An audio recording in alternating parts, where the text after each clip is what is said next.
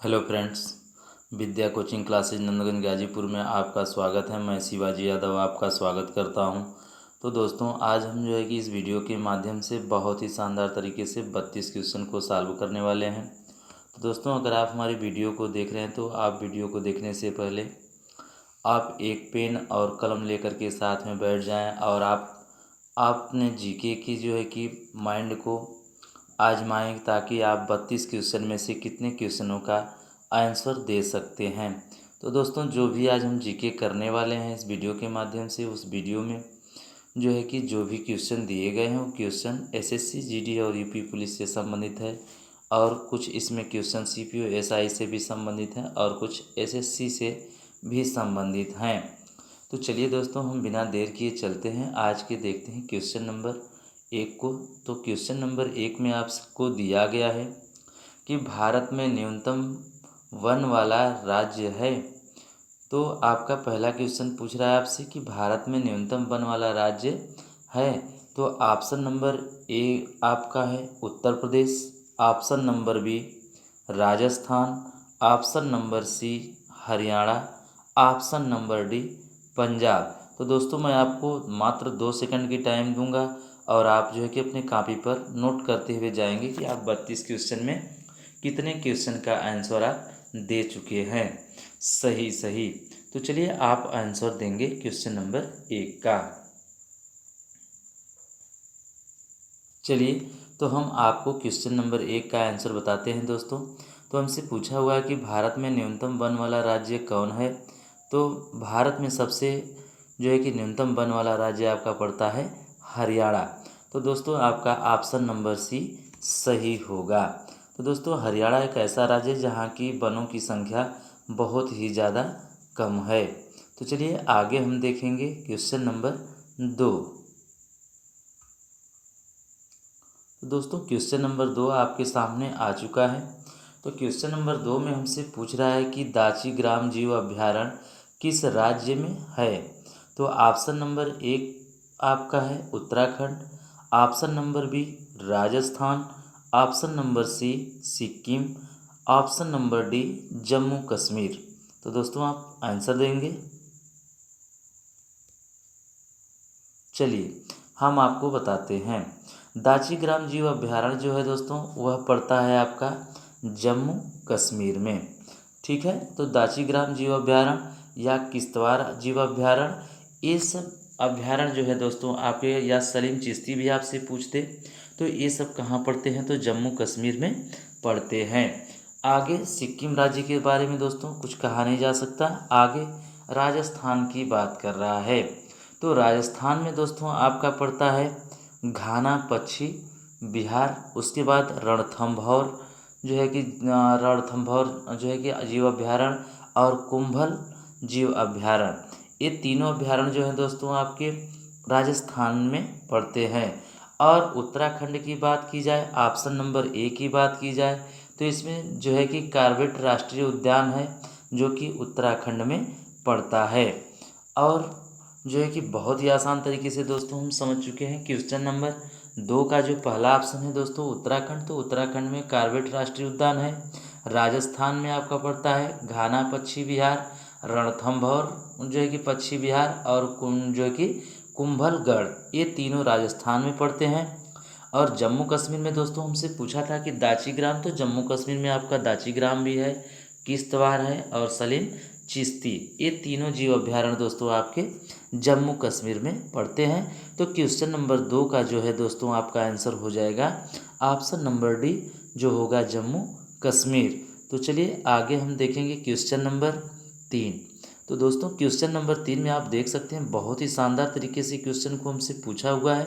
हमसे पूछ रहा है कि तृतीय बौद्ध संगीति किसके शासनकाल में हुई थी। तो तृतीय बौद्ध संगीति के बारे में दोस्तों पूछ रहा है। तो आप जानते हैं बेसिकली कि जो बौद्ध संगीतियाँ थी दोस्तों, बौद्ध संगीतियों की जो संख्या है वह 4 बौद्ध संगीतियाँ हुई थी। तो सबसे पहला ऑप्शन आपका बनता है जो है अजात शत्रु, पहला ऑप्शन आपका अजात शत्रु है दोस्तों। तो चारों संगीतियों के बारे में बहुत ही हम डिटेल्स जानेंगे, क्योंकि बौद्ध संगीति के बारे में दोस्तों आपसे बहुत ज़्यादा क्वेश्चन परीक्षाओं में उठा देता है।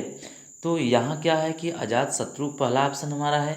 तो दोस्तों जो प्रथम जो है कि बौद्ध संगीति हुई थी वह अजातशत्रु के शासनकाल में हुई थी। और यह जो कि प्रथम जो है कि बौद्ध संगीति 400 दोस्तों यह हुई थी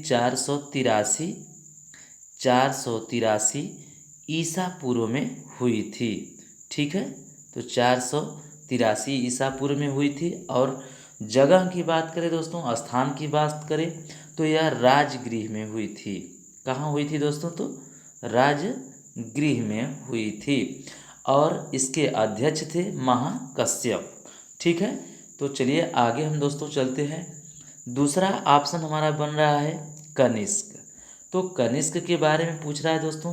तो जो कनिष्क है दूसरा ऑप्शन, तो एक कनिष्क के शासनकाल में दोस्तों जो हुई थी बौद्ध संगीति वह हुई थी चतुर्थ बौद्ध संगीति हुई थी। और चतुर्थ बौद्ध संगीति जो है दोस्तों कनिष्क के शासनकाल में हुई थी। और यह समय जिस समय यह बौद्ध संगीति हुई थी वह था ईस्वी की प्रथम शताब्दी थी। तो चतुर्थ बौद्ध संगीति कब हुई थी दोस्तों? तो ईस्वी की प्रथम शताब्दी में हुई थी। और स्थान पूछेगा आपसे तो आप बताएंगे कुंडल वन। और इसके अध्यक्ष थे वसुमित्र या अश्वघोष थे। और शासनकाल की बात करें तो कनिष्क के शासनकाल में हुई थी। कौन बौद्ध संगीति हुई थी दोस्तों? तो चतुर्थ बौद्ध संगीति हुई थी। आगे देखेंगे, हमें तीसरा ऑप्शन नंबर सी मिल रहा है दोस्तों। ऑप्शन नंबर सी में हमसे पूछा हुआ है तो अशोक की बात करें दोस्तों, तो जो अशोक के शासनकाल में हुआ था वह तृतीय बौद्ध संगीति हुई थी। तो दोस्तों क्वेश्चन नंबर 3 का जो आपका आंसर होगा वह ऑप्शन नंबर सी होगा। और इसका आंसर होगा अशोक। तो दोस्तों पहले हम अशोक के बारे में जानेंगे कि तृतीय बौद्ध संगीति जो हुई थी वह जो है कि 255 ईसा पूर्व में हुई थी। और यह स्थान इसके बारे में पूछे कि कहाँ हुई थी, तो यह पाटलिपुत्र में हुई थी। और इसके जो अध्यक्ष थे वह थे मोगल्लीपुत्र तीस्त थे। मोगल्लीपुत्र तीस्त की अध्यक्षता में और अशोक सम्राट के शासनकाल में तृतीय बौद्ध संगीति हुई थी। आगे हमसे पूछ रहा है बिंदुसार के बारे में। तो दोस्तों बिंदुसार ऑप्शन जो आपका है वह गलत ऑप्शन है, क्योंकि बिंदुसार के शासनकाल में कोई बौद्ध संगीति नहीं हुई थी। तो चलिए एक बार हम आपको बहुत ही आसान तरीके से दोस्तों बौद्ध संगीति के बारे में बता देंगे। तो देखिए आपका जो प्रथम बौद्ध संगीति हुई थी दोस्तों वह जो है कि 483 ईसा पूर्व में हुई थी। और स्थान में राजगृह में हुई थी। और इसके अध्यक्ष थे महाकश्यप थे। और शासनकाल किसका था? तो मैं आपको बताया कि यह अजातशत्रु का शासनकाल रहा था। आगे कह रहा है दोस्तों द्वितीय बौद्ध संगीति के बारे में अगर आपसे पूछ दे तो द्वितीय बौद्ध संगीति आपकी 383 ईसा पूर्व में हुई थी। और स्थान की बात करें अगर या स्थान के बारे में पूछे तो वैशाली में हुई थी। और इसके अध्यक्ष थे सबा कामी। और यह किसके शासनकाल में हुई थी? तो यह कालाशोक के शासनकाल में हुई थी। तो दोस्तों यह क्वेश्चन आपसे बहुत ही शानदार तरीके से पूछ देता है, सभी परीक्षाओं में उठा देता है कि द्वितीय बौद्ध संगीति किसके शासनकाल में हुई थी, या फिर आपसे पूछ देता है कि कहाँ हुई थी या कब हुई थी। तो द्वितीय बौद्ध संगीति के बारे में दोस्तों हम आपको बहुत ही शानदार तरीके से बता दिए कि 383 ईसा पूर्व में हुई थी और वैशाली नाम स्थान पर हुई थी। और इसके अध्यक्ष थे सबाकामी और शासनकाल था तो कालाशोक का। आगे तृतीय बौद्ध संगीति की बात करें तो तृतीय बौद्ध संगीति में हम आपको बता चुके हैं कि तृतीय बौद्ध संगीति जो है कि 255 ईसा पूर्व में हुई थी। और जो है कि यह पाटलिपुत्र में हुई थी। और इसके जो अध्यक्ष थे वह थे मोगल्लीपुत्र तीस्त थे। और शासनकाल किसका था? तो अशोक का शासनकाल था। चतुर्थ बौद्ध संगीति की बात करें दोस्तों तो चतुर्थ बौद्ध संगीति जो आपकी हुई थी वह ईस्वी की प्रथम शताब्दी में हुई थी और कुंडलवन में हुई थी। और इसके अध्यक्ष थे वसुमित्र या अश्वघोष थे। और शासनकाल जो था दोस्तों वह कनिष्क का शासनकाल था। तो कनिष्क आप देख सकते हैं आपके ऑप्शन नंबर बी में दिया गया है। तो चलिए आगे हम चलेंगे दोस्तों क्वेश्चन नंबर 4। अगला नंबर देखेंगे हम क्वेश्चन नंबर 4 को। तो दोस्तों हमसे पूछ रहा है कि सिकंदर की मृत्यु कहाँ हुई थी। तो दोस्तों आप जानते हैं कि सिकंदर महान जो था वह भारत पर कई बार आक्रमण किया था। तो हमसे पूछा है कि सिकंदर माँ की मृत्यु कहाँ हुई थी, तो आपका बनता है option number 1 Agra, option number B Taxila, option number C Shravanabelagola और ऑप्शन नंबर डी आपका बनता है बेबीलोन। तो दोस्तों देखिए, जो सिकंदर की मृत्यु हुई थी वह बेबीलोन में हुई थी। और यह कैसे हुई थी, तो उपवास के कारण उसकी मृत्यु हो गई थी। तो चलिए आगे हम चलेंगे क्वेश्चन नंबर 5। तो क्वेश्चन नंबर 5 को हम बहुत ही आसान तरीके से देखेंगे दोस्तों।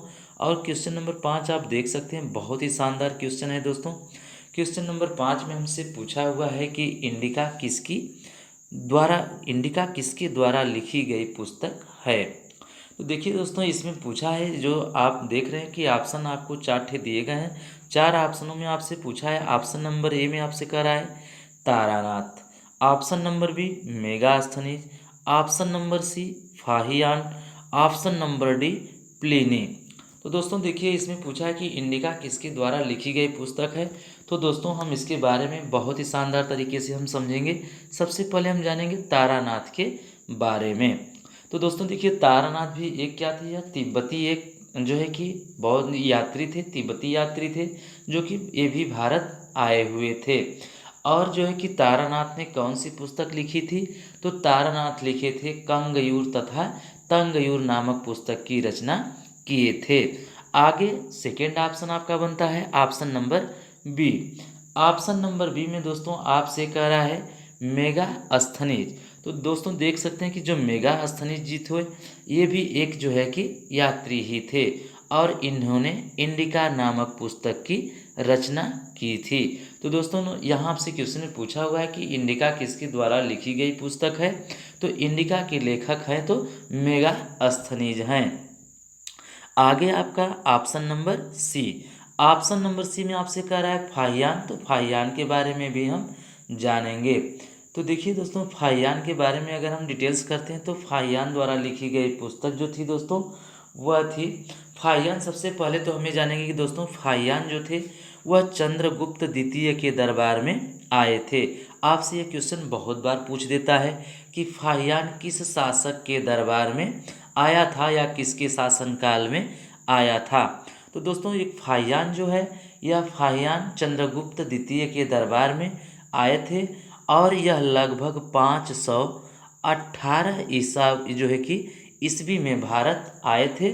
और इन्होंने 14 वर्ष तक क्या किया, भारत का भ्रमण किया। और भारत का भ्रमण करने के बाद इन्होंने बौद्ध जो है कि धर्म के बारे में शिक्षा ग्रहण की और उसके बाद इन्होंने क्या किया, तो अपने देश के लिए लौट गए। तो दोस्तों बिल्कुल मैं उम्मीद रखता हूँ कि जो है कि ऑप्शन नंबर सी को आप समझ चुके होंगे। ऑप्शन नंबर सी से देखिए दोस्तों, आपको कई क्वेश्चन जो है कि बहुत ही आसान तरीके से मिल रहे हैं।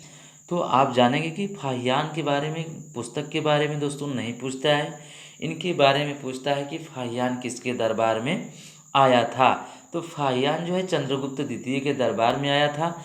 और कब आया था, तो लगभग 518 ईस्वी में आए थे। और यह जो है कि 14 वर्षों तक भारत में रहे। और यहाँ जो है कि यहाँ की जो है कि जनसंख्या, मध्य प्रदेश के समाज के बारे में इन्होंने जो है कि और पेड़ पौधों के बारे में अपना उल्लेख किए थे। लास्ट ऑप्शन दोस्तों आपका बनता है प्लिनी। तो प्लिनी के बारे में अगर हमसे पूछ रहा है दोस्तों, तो प्लिनी के बारे में पूछ रहा है, तो प्लिनी द्वारा भी एक पुस्तक लिखी गई दोस्तों, जो कि बहुत ही शानदार पुस्तक है दोस्तों।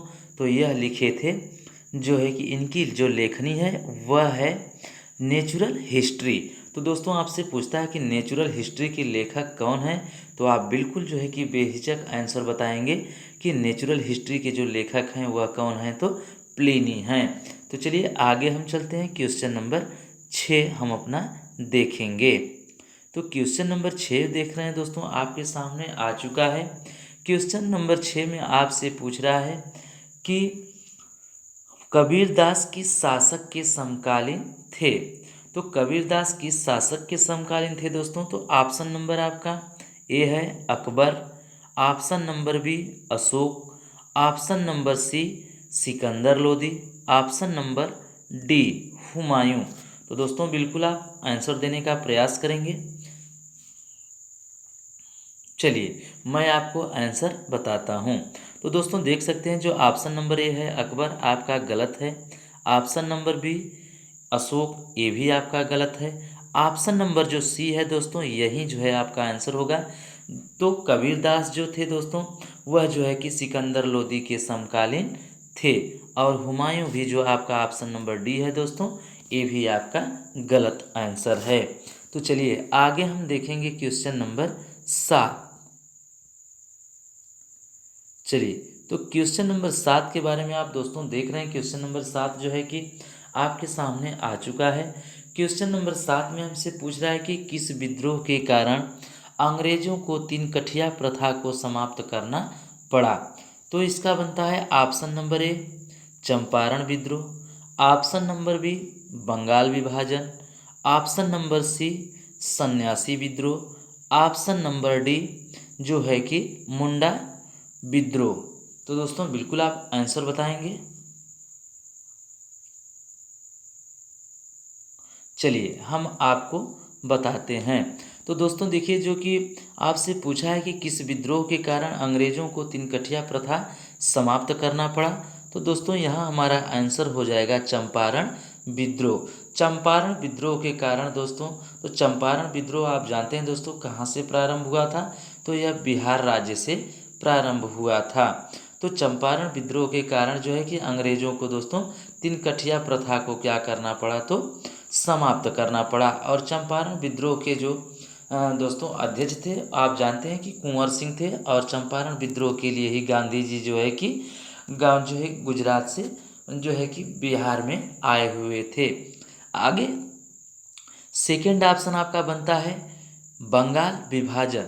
तो दोस्तों आप जानते हैं कि जो बंगाल विभाजन हुआ था वह कब हुआ था, तो 1905 ईस्वी में बंगाल विभाजन हुआ था।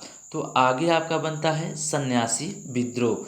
तो सन्यासी विद्रोह के बारे में दोस्तों आपसे बता रहा है। तो सन्यासी विद्रोह दोस्तों सन्यासियों के द्वारा किया गया था। और सन्यासी विद्रोह के कारण जो क्षेत्र थे, जो प्रभावित क्षेत्र थे दोस्तों, वह क्षेत्र थे, पहला क्षेत्र आपका था बिहार और दूसरा क्षेत्र था दोस्तों आपका बंगाल। ठीक है, तो दोनों क्षेत्र जो ये दोनों राज्य दोस्तों सन्यासी विद्रोह से प्रभावित थे। और सन्यासी विद्रोह के जो अध्यक्ष थे दोस्तों, जो नेता थे, वह दिरजी नारायण जी थे। कौन थे, तो दिरजी नारायण जी थे। और इन जो सन्यासी विद्रोह चला था दोस्तों, यह चला था आपका 1760 से लेकर के यह 1800 तक दोस्तों जो है कि चला था सन्यासी विद्रोह। अगला हमारा लास्ट ऑप्शन बनता है दोस्तों मुंडा विद्रोह। तो मुंडा विद्रोह के बारे में भी हम जानेंगे। तो मुंडा विद्रोह जो था दोस्तों यह कहाँ से प्रारंभ हुआ था, तो झारखंड से प्रारंभ हुआ था। और जो कि मुंडा विद्रोह के जो अध्यक्ष थे और ये जो नेता थे, कौन से नेता थे जो कि मुंडा विद्रोह का अध्यक्षता कर रहे थे, तो ये थे दोस्तों, आप बहुत ही चर्चित नाम है, इनको जानते होंगे, जिनका नाम पड़ता है जो है कि बिरसा मुंडा। और जो है कि मुंडा विद्रोह का जो कार्यकाल रहा है दोस्तों वह 1899 से लेकर के 1900 ईस्वी तक रहा है। तो दोस्तों मैं उम्मीद रखता हूं कि चारों ऑप्शन के बारे में आप बहुत ही डिटेल्स समझ गए होंगे। तो आप बिल्कुल दोस्तों इसी तरह से हमारे वीडियो को अंत तक देखते रहें। मैं आपको सभी ऑप्शनों के बारे में जो भी डिटेल्स होगा दोस्तों मैं आपको बहुत ही शानदार तरीके से बताता रहूँगा, ताकि आपको चारों ऑप्शन का आंसर मिलता रहे। ताकि एक जो है कि क्वेश्चन हम पढ़ेंगे और 4 आंसर हम निकालेंगे, तो 4 क्वेश्चन की आंसर देने की क्षमता हमारे अंदर बनेगी। तो चलिए आगे हम देखते हैं क्वेश्चन नंबर 8। तो दोस्तों देख सकते हैं क्वेश्चन नंबर 8 आपके सामने आ चुका है। क्वेश्चन नंबर 8 में आपसे पूछा है कि भारत छोड़ो आंदोलन की शुरुआत कब हुई थी। तो दोस्तों भारत छोड़ो आंदोलन की जो शुरुआत थी दोस्तों, आपका ऑप्शन नंबर ए गलत है, ऑप्शन नंबर बी। तो दोस्तों जो भारत छोड़ो आंदोलन की शुरुआत हुई थी वह 8 अगस्त 1942 ईस्वी को शुरुआत हो गई थी, प्रारंभ हो गया था भारत छोड़ो आंदोलन। तो दोस्तों आपका आंसर बन जाएगा ऑप्शन नंबर बी, 8 अगस्त 1942। तो चलिए अगला क्वेश्चन हम देखते हैं, क्वेश्चन नंबर 9। तो क्वेश्चन नंबर 9 में दोस्तों आपसे पूछा हुआ है, बहुत ही शानदार क्वेश्चन है दोस्तों। और क्वेश्चन नंबर 9 को आप देख रहे हैं कि इसमें पूछ रहा है आपसे कि भगत सिंह को फांसी की सज़ा सुनाने वाला न्यायाधीश कौन था। तो दोस्तों देखिए, इसके बारे में बहुत ही हम आसानी से जानेंगे, बहुत ही डिटेल्स जानेंगे। तो देखिए, भगत सिंह को फांसी की सज़ा सुनाने वाला जो न्यायाधीश था दोस्तों, वह था जीसी हिल्टन। ठीक है दोस्तों, कौन था? तो जीसी हिल्टन था। ठीक है, कौन था? जीसी हिल्टन था। तो चलिए हम दोस्तों क्वेश्चन को बहुत ही आसान तरीके से हम समझेंगे। तो हमसे पूछ रहा है कि भगत सिंह को फांसी की सज़ा सुनाने वाला न्यायाधीश कौन था। तो यह था दोस्तों जीसी हिल्टन। आंसर नंबर 1 आपका सही हो जाएगा। ऑप्शन नंबर बी दोस्तों आपका गलत है, जो कि मैक डोनाल्ड लिखा गया है, लॉर्ड हार्डिंग। तो लॉर्ड हार्डिंग दोस्तों देखिए क्या हुआ कि भगत सिंह जब थे, यह लॉर्ड हार्डिंग क्या किए कि लॉर्ड हार्डिंग के गाड़ी पर तो ये जो है कि फेंके थे, बम फेंके, लेकिन वह गलती से बम क्या हुआ किसी दूसरी गाड़ी पर जा कर के गिरा और उस गाड़ी में जो लोग भी सवार थे उनकी क्या हो गई, तो मौत हो गई। तो दोस्तों जो हमारे भगत सिंह जी थे, यह बहुत ही बड़े एक देशभक्त थे और ये जो है कि लॉर्ड हार्डिंग की गाड़ी पर बम फेंके थे, क्योंकि ये भी एक न्यायाधीश था। तो दोस्तों वह बम जो है कि गलती से दूसरी गाड़ी पर जा गिरा, उस गाड़ी में सवार लोग क्या हो गए, मर गए। तो उसके बाद जो लोग मर गए दोस्तों, तो उसके बाद भगत सिंह को जो है कि वहाँ से अंग्रेजी सरकार ने इनको गिरफ्तारी करने का आदेश कर दिया। तो दोस्तों जब आदेश कर दिए और साथ साथ उसके बाद असेंबली में भी फेंके थे एवं बम भी फेंके थे, तो दोनों मुकदमा को लेकर के दोस्तों इनको क्या है कि अंग्रेजी सरकार ने इनको 8 अगस्त 1929 ईस्वी को इन्हें गिरफ्तार कर लिया।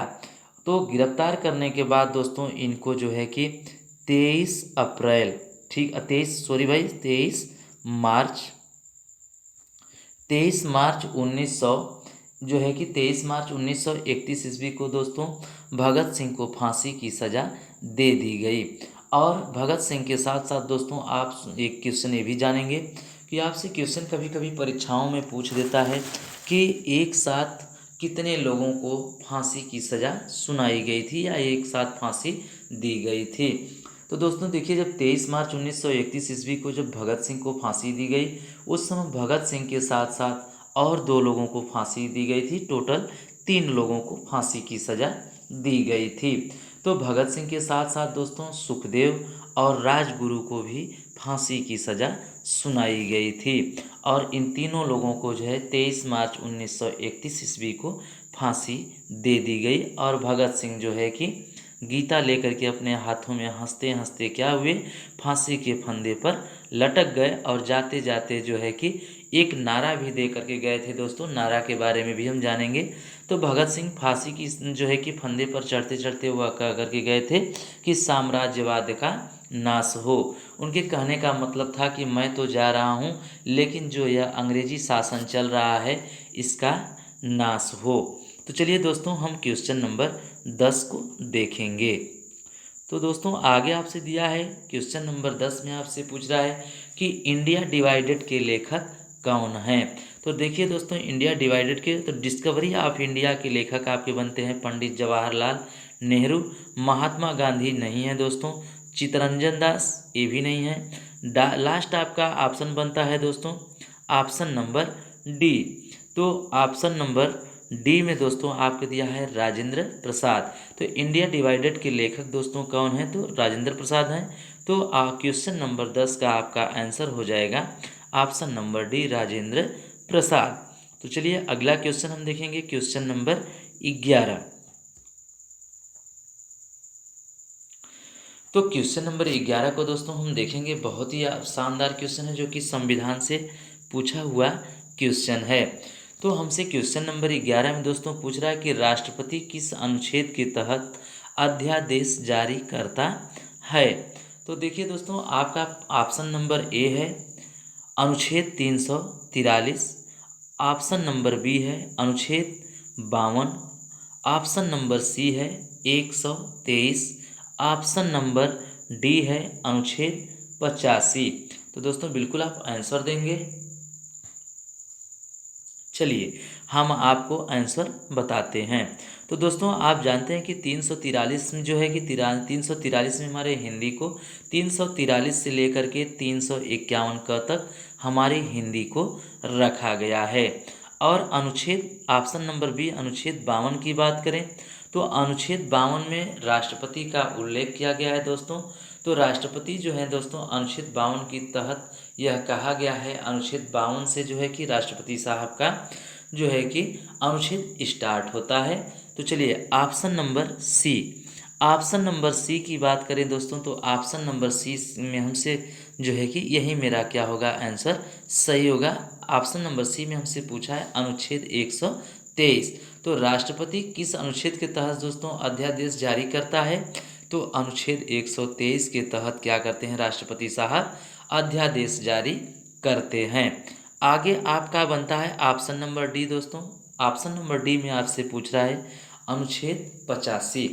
तो अनुच्छेद 85 में दोस्तों क्या होता है? तो जो है कि संसद का 17वां अवसान और विघटन किस अनुच्छेद के तहत होता है दोस्तों? तो अनुच्छेद 85 के तहत होता है। तो मैं उम्मीद रखता हूं दोस्तों कि आपको जो है कि क्वेश्चन नंबर 11 के चारों ऑप्शन जो है बहुत ही डिटेल्स समझ में आ चुके होंगे। तो चलिए मैं एक बार फिर आपको बता देता हूँ। अनुच्छेद 343 जो ऑप्शन नंबर ए है दोस्तों, इसमें जो है कि हिंदी को 343 से लेकर के 351 तक रखा गया है। अनुच्छेद 52 से राष्ट्रपति साहब क्या होते हैं, वहाँ से राष्ट्रपति साहब प्रारंभ होता है, राष्ट्रपति के बारे में उल्लेख किया गया है। अनुच्छेद 123 के तहत दोस्तों राष्ट्रपति जो है कि अध्यादेश जारी करते हैं और अनुच्छेद 85 के तहत जो है कि संसद का 17वां अवसान और विघटन होता है। तो चलिए आगे हम करेंगे क्वेश्चन नंबर 12। क्वेश्चन नंबर 12 में दोस्तों आपसे बताया हुआ है, क्वेश्चन नंबर 12 में देखिए हमसे पूछ रहा है कि बंगाल विभाजन किसके शासनकाल में हुआ था?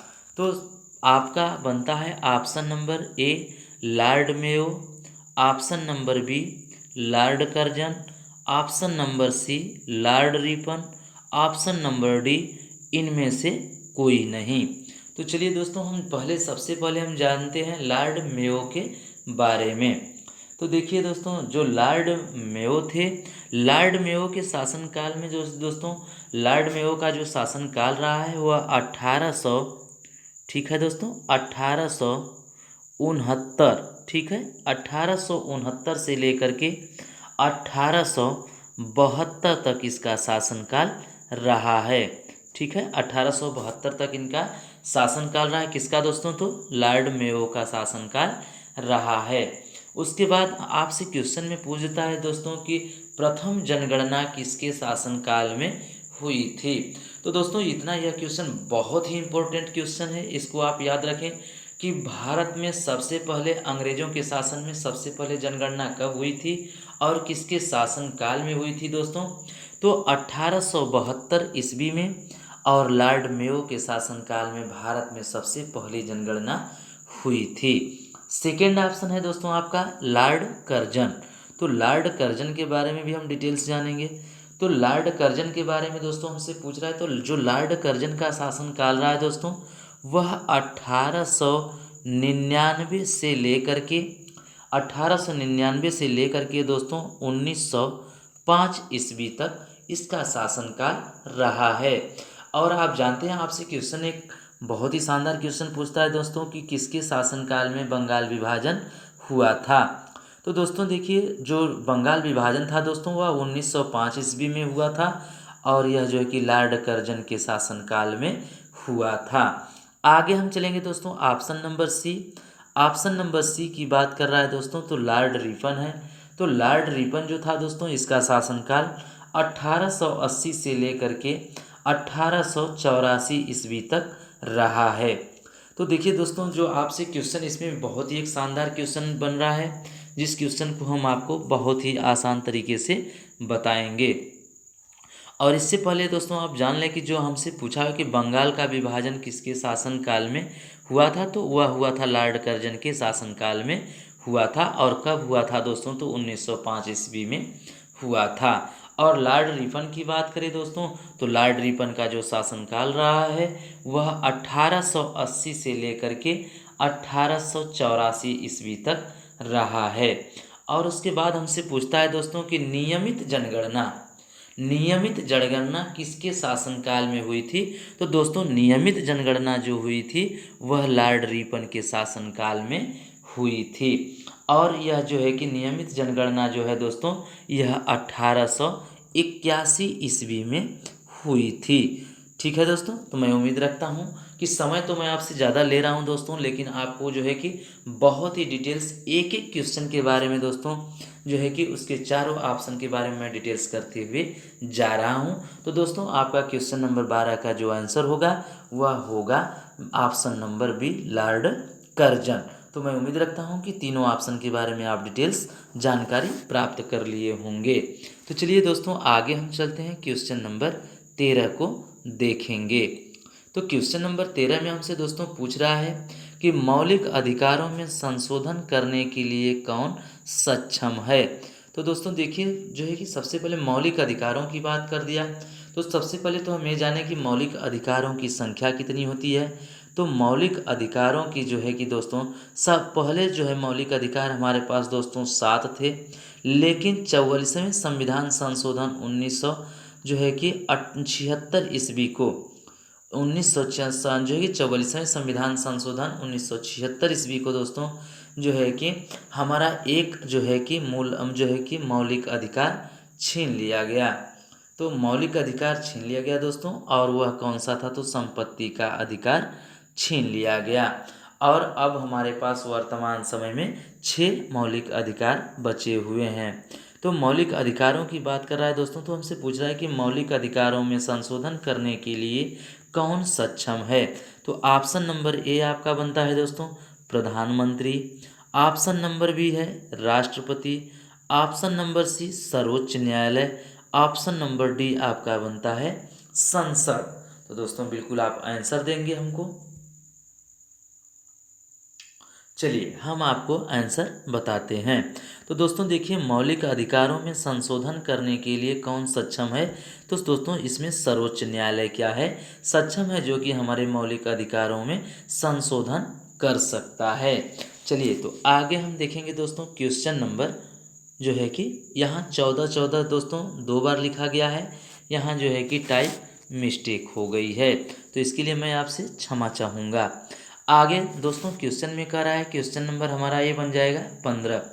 तो क्वेश्चन नंबर यहाँ दोस्तों आप देख सकते हैं 12 के बाद यहाँ 14 लिख दिया गया, जबकि होना चाहिए 13। और आगे चलेंगे हम क्वेश्चन नंबर 14 देखेंगे। तो क्वेश्चन नंबर 14 में हमसे पूछा हुआ है दोस्तों, कह रहा है कि शिवाजी के शासनकाल में थे। कहने का मतलब यह है दोस्तों कि शिवाजी के शासनकाल में जो है कि इन चारों ऑप्शनों में से कौन लोग रहते थे, जो कि उनके एक जो है कि सैनिक के भाग होते थे, या उनके राज्य जो है कि राज्य का एक भाग होते थे। तो ऑप्शन नंबर ए है दोस्तों आपका अष्ट अध्यक्ष, ऑप्शन नंबर बी है अष्ट सचिव, ऑप्शन नंबर सी अष्ट प्रमुख, ऑप्शन नंबर डी अष्ट प्रधान। तो दोस्तों बिल्कुल आप आंसर देंगे हमको। चलिए हम आपको आंसर देते हैं। तो दोस्तों देखिए जो क्वेश्चन नंबर 14 है दोस्तों इसका हो जाएगा, पूछ रहा हमसे कि शिवाजी के शासनकाल में थे। तो दोस्तों शिवाजी के शासनकाल में अष्ट प्रधान हुआ करते थे। तो चलिए आगे हम चलेंगे, क्वेश्चन नंबर दोस्तों हम 15 देखेंगे। तो क्वेश्चन नंबर 15 में हमसे दोस्तों पूछ रहा है कि गतिमान वस्तु में होती है।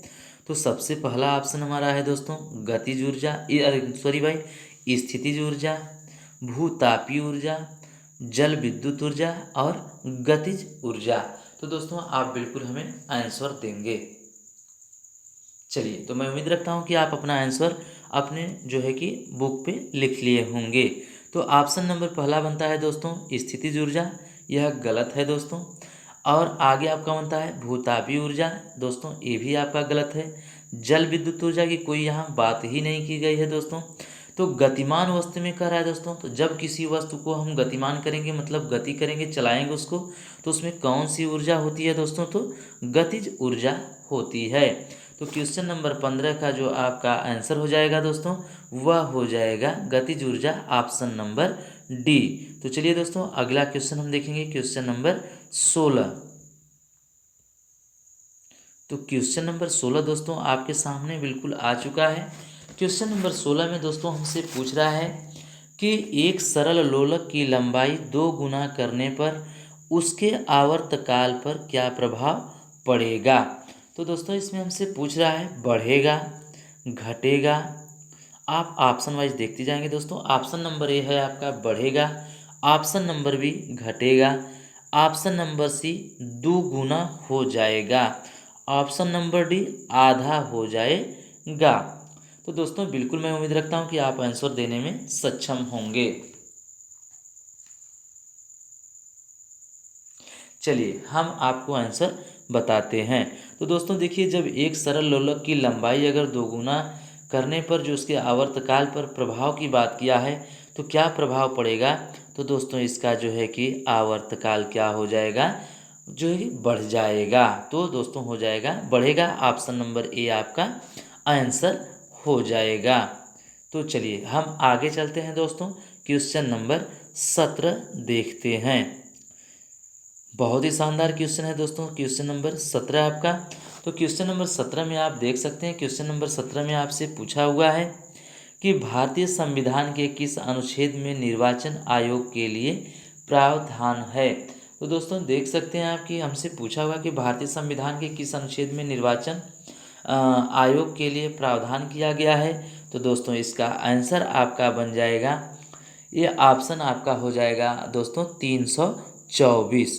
324 में दोस्तों यह क्वेश्चन बहुत ही बार आगे जो है आपकी एसएसबी हेड कांस्टेबल मिनिस्ट्रियल हवलदार की जो परीक्षा हुई है दोस्तों आपकी इसी जनवरी में 3 जनवरी को पेपर था, तो उसमें जो है यह क्वेश्चन पूछा हुआ था कि भारतीय संविधान के किस अनुच्छेद में निर्वाचन आयोग के लिए प्रावधान है। तो दोस्तों आपका आंसर हो जाएगा ऑप्शन नंबर सी 324। तो चलिए आगे हम चलते हैं दोस्तों लेकर के अगला क्वेश्चन, क्वेश्चन नंबर 18।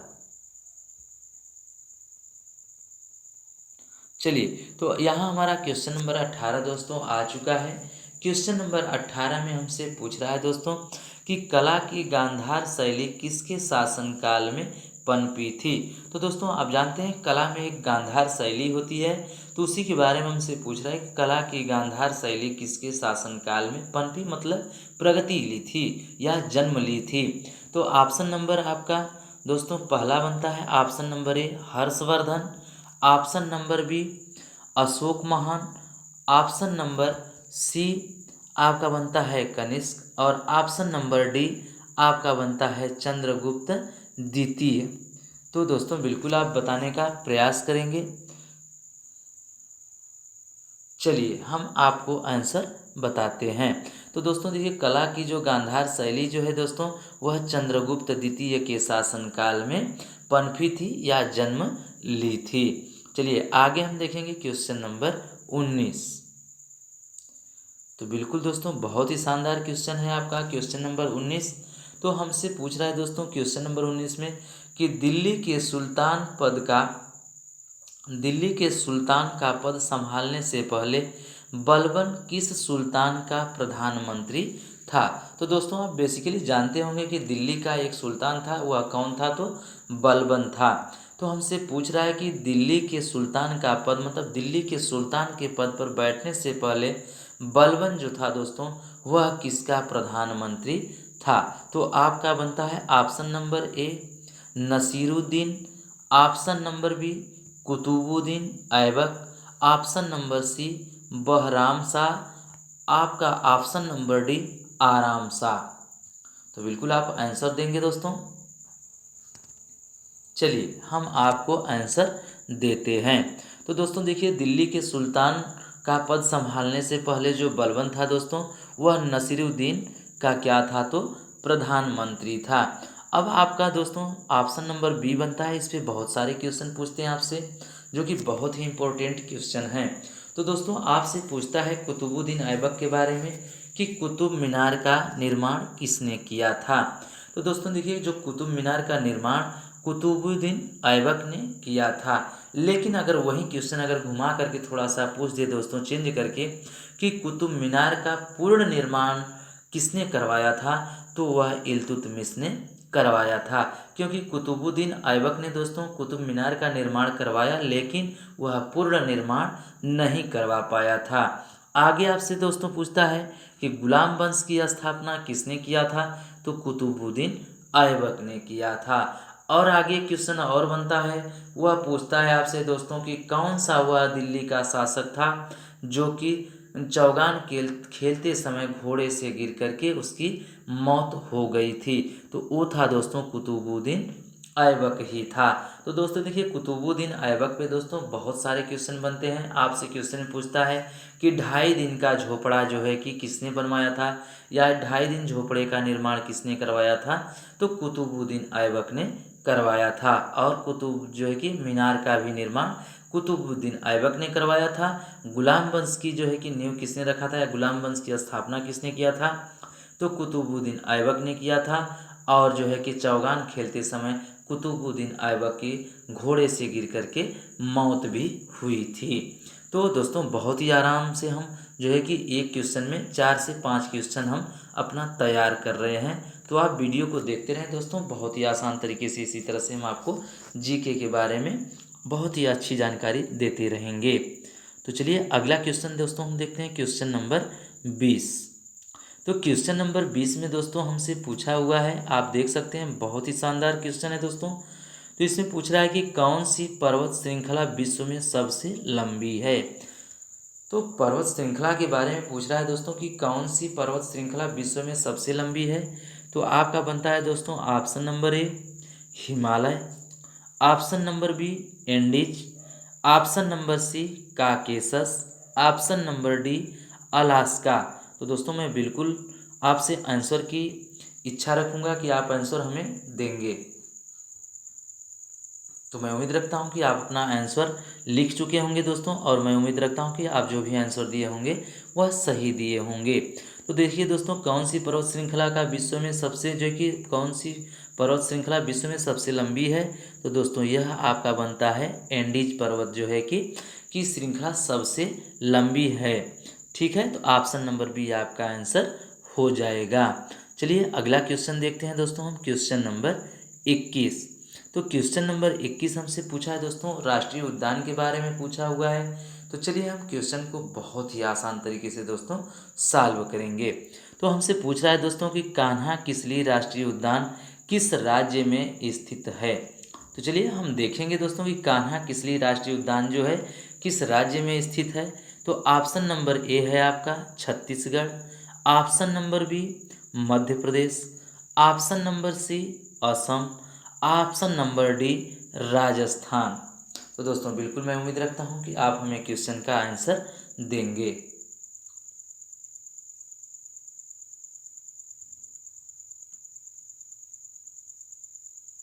चलिए तो दोस्तों हम क्वेश्चन देखेंगे। तो सबसे पहले छत्तीसगढ़ की बात करता है दोस्तों, तो छत्तीसगढ़ को हम छोड़ते हैं, सीधे सीधे हम आते हैं मध्य प्रदेश। तो देखिए दोस्तों जो कान्हा किसली राष्ट्रीय उद्यान है दोस्तों वह आपका पड़ता है मध्य प्रदेश में। तो दोस्तों आपका क्वेश्चन नंबर 21 का जो आंसर होगा वह होगा मध्य प्रदेश। और दोस्तों जो मध्य प्रदेश की बात करते हैं तो इसे टाइगर स्टेट के नाम से भी जाना जाता है, क्योंकि दोस्तों जो है कि यह मध्य प्रदेश में सबसे ज़्यादा जो है कि आपके राष्ट्रीय उद्यान पाए जाते हैं, लगभग 13 राष्ट्रीय उद्यान हैं। आगे आपका ऑप्शन नंबर सी बनता है दोस्तों, ऑप्शन नंबर सी के बारे में भी हम जानेंगे। तो असम में जो है दोस्तों काजीरंगा राष्ट्रीय उद्यान है, जो कि बहुत ही इंपॉर्टेंट जो है कि क्वेश्चन है दोस्तों, जो कि आपसे बार बार पूछ देता है कि काजीरंगा राष्ट्रीय उद्यान कहाँ स्थित है।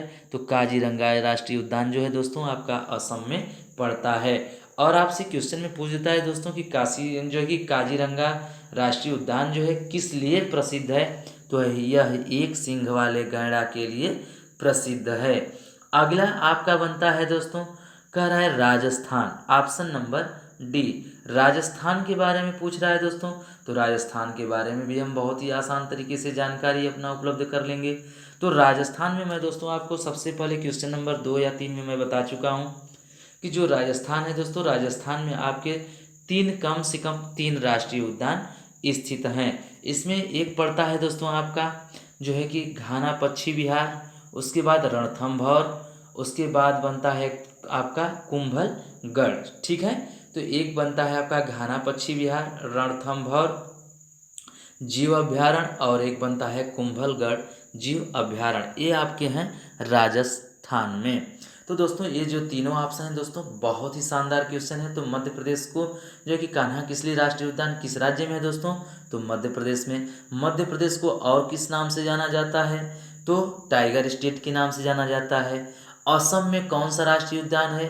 तो ये काजीरंगा राष्ट्रीय उद्यान है। काजीरंगा राष्ट्रीय उद्यान कहाँ स्थित है, किस राज्य में है? तो असम राज्य में है। किस लिए प्रसिद्ध है? तो यह दोस्तों जो है कि एक सींग वाले गैंडा के लिए प्रसिद्ध है।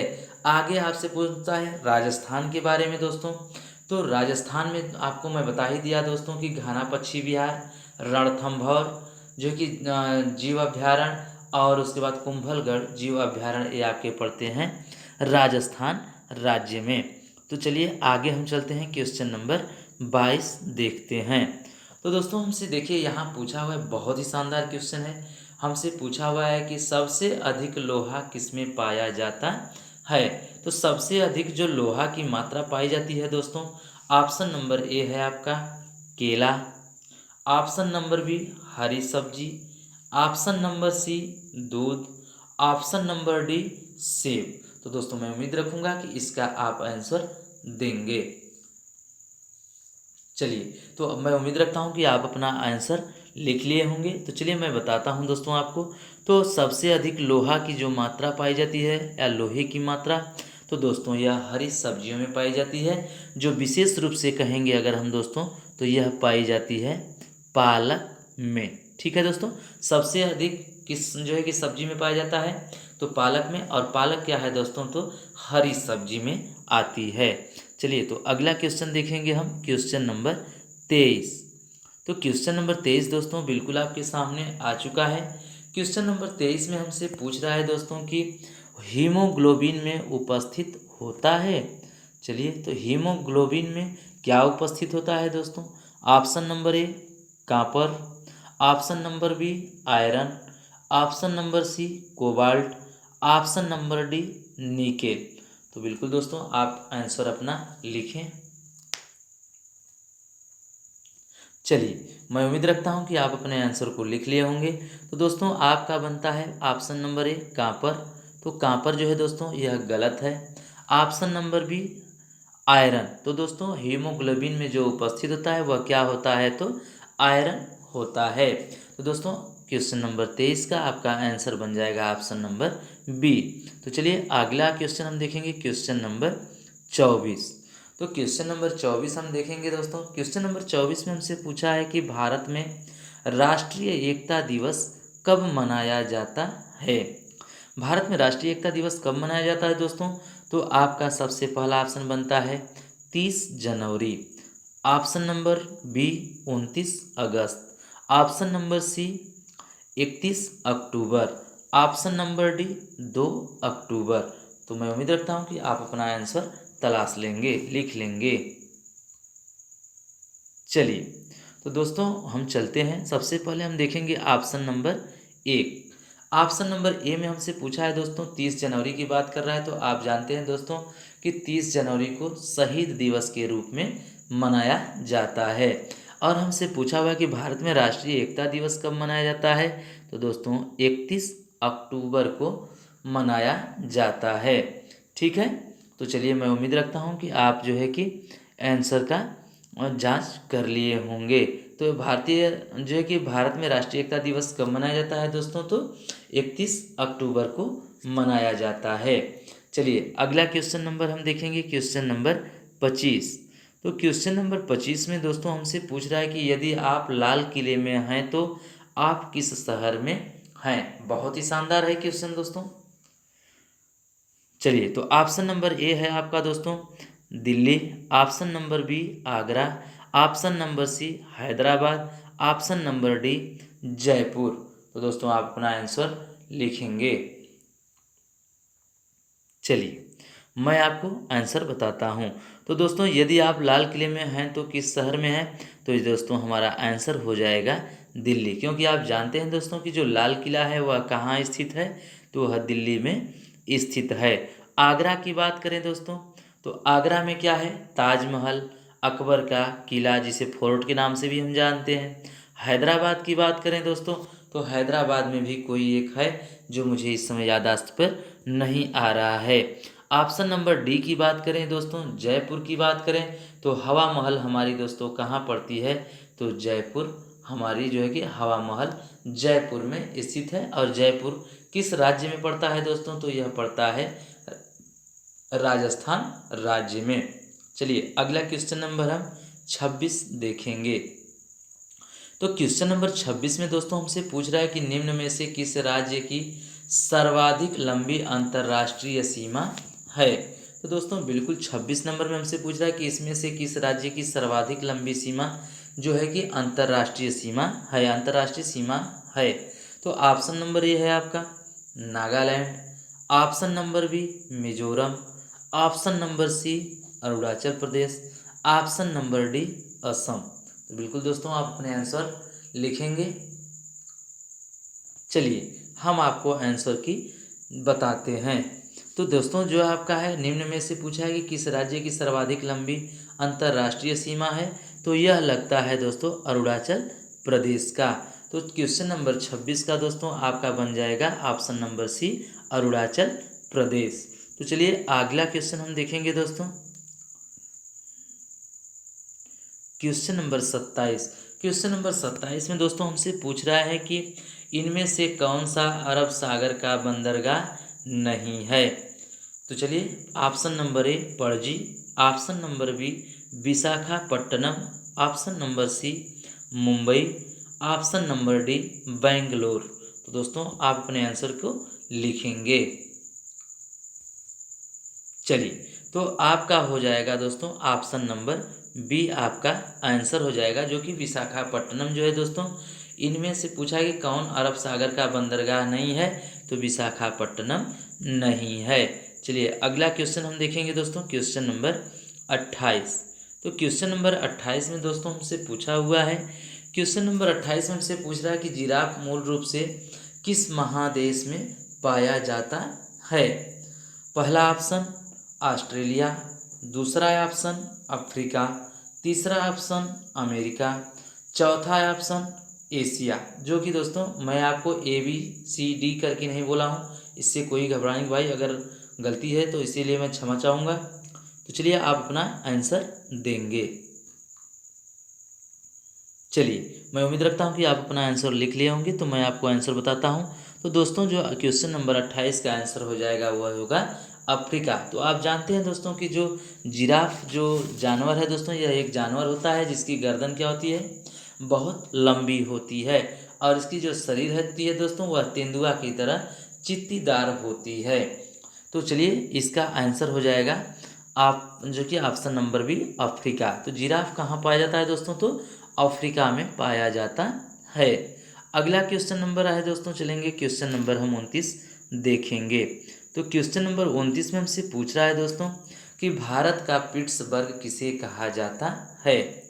भारत का पिट्सबर्ग किसे कहा जाता है दोस्तों, तो आपका option number A Jaipur, option number B Jamshedpur, option number C Pithampur, option number D Ajmer. तो दोस्तों बिल्कुल आप अपने आंसर को लिखेंगे। चलिए मैं आंसर आपको बताता हूँ। तो दोस्तों देखिए जो आपका पूछा है कि भारत का पिट्सबर्ग किसे कहा जाता है, तो दोस्तों आप जानते हैं कि भारत का पिट्सबर्ग किसे कहा जाता है, तो जमशेदपुर को कहा जाता है। तो 29 क्वेश्चन नंबर 29 का जो आंसर होगा वह ऑप्शन नंबर बी होगा जमशेदपुर। तो चलिए अगला क्वेश्चन हम देखेंगे, क्वेश्चन नंबर 30।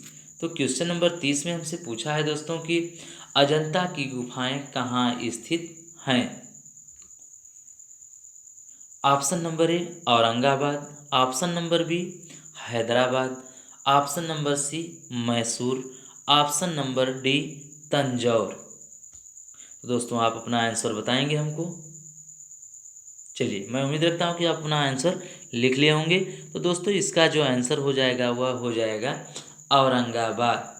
ठीक है। तो चलिए अगला क्वेश्चन हम करेंगे दोस्तों, ऑप्शन नंबर जो कि क्वेश्चन नंबर 31। क्वेश्चन नंबर 31 में हमसे पूछा है दोस्तों कि सुंदरवन टाइगर विहार अभ्यारण्य किस राज्य में स्थित है। तो option number A Assam, option number B Madhya Pradesh, option number C Paschim Bangal, option number D Rajasthan. तो दोस्तों आप अपने आंसर को लिखेंगे और हमें आंसर बताएंगे। चलिए मैं आपको बताता हूँ। तो दोस्तों मैं आपको पहले ही बता चुका हूँ कि जो क्वेश्चन नंबर जो हमारे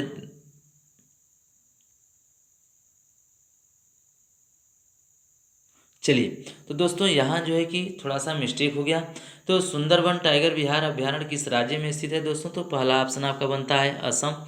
तो असम में हमने आपको बहुत ही डिटेल्स जानकारी दे चुका हूँ दोस्तों कि असम में काजीरंगा राष्ट्रीय उद्यान है जो दोस्तों की वह किसके लिए प्रसिद्ध है, तो एक सींग वाले गैंडे के लिए प्रसिद्ध है। आगे आपको मैं कान्हा किसली बहुत सारे जो आपको बताए, और जो है कि मैं बताया आपको मध्य प्रदेश में, तो मध्य प्रदेश आपका आंसर नहीं होगा दोस्तों। हमसे पूछा है सुंदरवन टाइगर विहार की बात, तो सुंदरवन टाइगर विहार जो है दोस्तों आपका पश्चिम बंगाल में पड़ता है। आगे राजस्थान की बात करें दोस्तों, तो राजस्थान में मैं आपको बता चुका हूँ कि राजस्थान में घाना पक्षी विहार, रणथंभौर और जो है कि रणथंभौर अभ्यारण्य और कुंभलगढ़ अभ्यारण्य स्थित हैं। तो दोस्तों आपका लास्ट क्वेश्चन बनता है क्वेश्चन नंबर 32, और यह दोस्तों आपका लास्ट क्वेश्चन है। तो दोस्तों चलेंगे, हमारा क्वेश्चन नंबर 32 पूछ रहा है हमसे कि रॉकेट निम्न में से किस सिद्धांत पर कार्य करता है।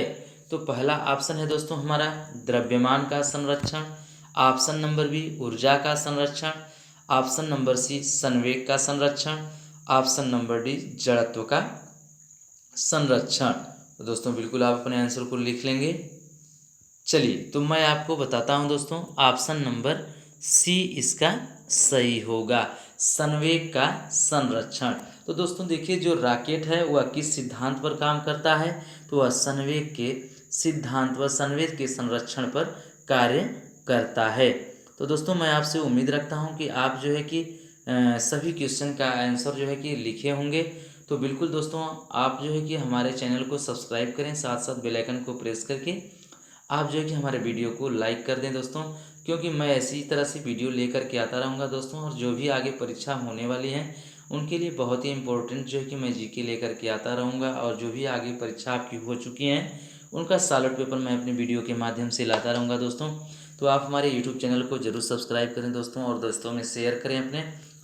और मैं उम्मीद रखता हूं कि आप जो भी क्वेश्चन हम करवाएं उस क्वेश्चन का आंसर लिखे होंगे, कॉपी और कलम आपके साथ में रही होगी। तो दोस्तों आप हमें कमेंट करके ज़रूर बताएंगे कि आप 32 क्वेश्चन में से कितने क्वेश्चन का आंसर सही लगाए हैं। तो दोस्तों कमेंट करके हमें बताना ना भूलें। तो दोस्तों आपको मैं बताना चाहूँगा कि जो हमारा यूट्यूब चैनल है वह है दोस्तों, मैं अपने यूट्यूब चैनल के बारे में लास्ट में आपको जानकारी देना चाहूँगा। मेरे यूट्यूब चैनल का नाम है दोस्तों VC, उसके बाद VC लिखेंगे दोस्तों, एक बार स्पेस मारेंगे, उसके बाद लिखेंगे आप क्लासेज, ठीक है, VC क्लासेज, और एक बार स्पेस मार करके दोस्तों अगर एन लिखते हैं हमारा यूट्यूब चैनल तुरंत खुल जाएगा, और आप जो है कि तैयारी से संबंधित सभी विषयों के जो है कि वीडियो देख सकते हैं। अगर आपको SD यादव की मैथ पढ़ना है दोस्तों तो आप बिल्कुल हमारे चैनल को सब्सक्राइब करें, क्योंकि मैं जो है कि SD यादव की मैथ अपने यूट्यूब चैनल के माध्यम से पढ़ाता हूँ, और मैं SD यादव का एक एक क्वेश्चन उदाहरण से लेकर के और हर टाइप के एक एक क्वेश्चन पढ़ाता हूँ। तो दोस्तों आप लोग का वीडियो देखने के लिए बहुत बहुत धन्यवाद। फिर हम चलते हैं अगली वीडियो में, आपसे हम मुलाकात लेंगे।